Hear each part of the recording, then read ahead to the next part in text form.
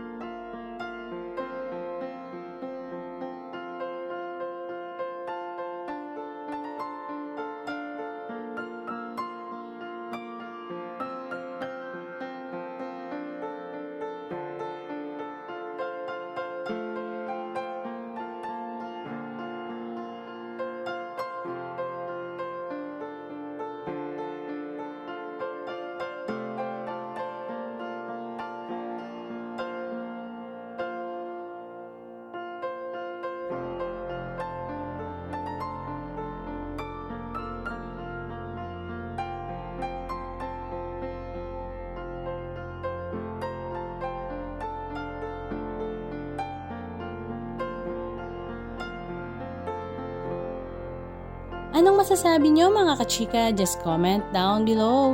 And please don't forget to subscribe. Thank you!